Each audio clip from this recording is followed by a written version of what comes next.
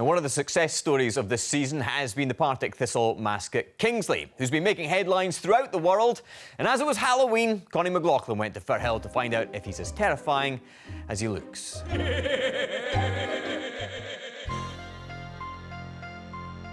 It's Halloween, it's the spookiest day of the year. Where else would we be other than here in Scary Hill, the home of Partick Thistle? We're on the trail of the most terrifying creature in the SPFL. But is he as bad as everyone makes out? Well, no, actually. Kingsley, how you doing? As it turns out, Kingsley is just about the most popular creature in Maryhill.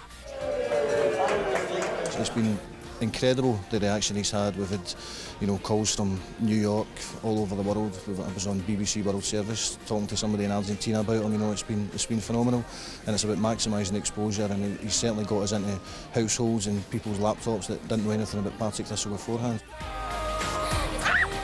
And I think he's given us that edge. We've done a fair bit of work over the summer rebranding the club in terms of the Not So Cuddly branding that we've got out now, and he certainly falls into that category, so he's been good for us from a branding and PR perspective.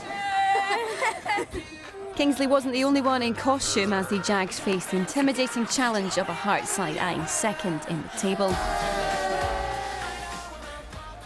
The first half was fairly even. Stuart Bannigan went close for the home side as his volley whistled past the post.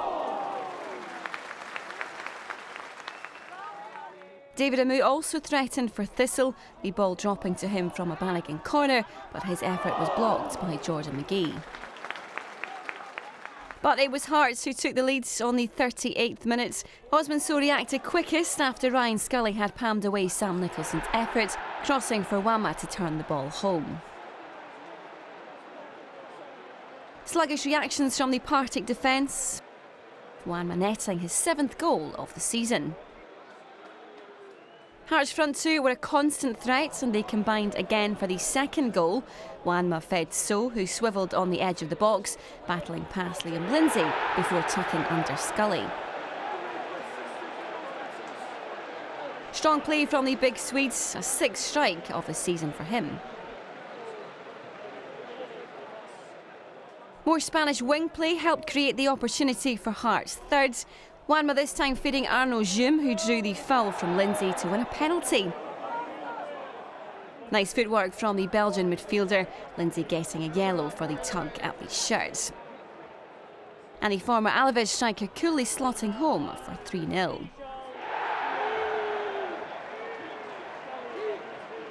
Being 3 down at home was already a terrifying prospect for Alan Archibald, and it got even scarier in the 85th minute.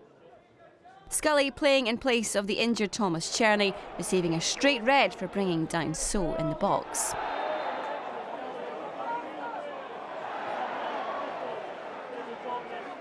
And with all 3 subs already on the park, it meant there was a costume change for Ryan Stevenson.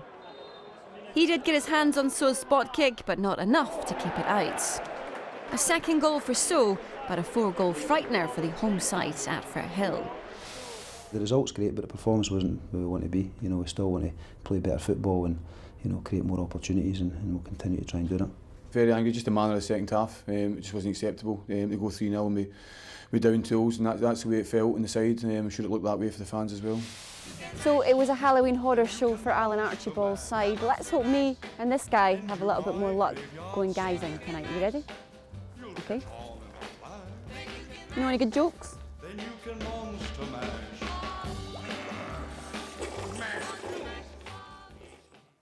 I suppose it's the curse of Kingsley striking for Partick Thistle on Halloween. Hearts up to 2nd place in the table. Billy, you've seen all the sides now in the division. Have they got enough to finish in 2nd place come the end of the season? Absolutely. When they get in front, they're really hard to peg back. Teams have had opportunities against them, but good defensively, organised, solid, got some good players, and So and Wanma can certainly hurt you. They've got that bit extra when you get it up front to them. You can see with the goals they got, they can give you something different. You're both potent strikers in your day. Scott, it still is your day. Osman So and sometimes.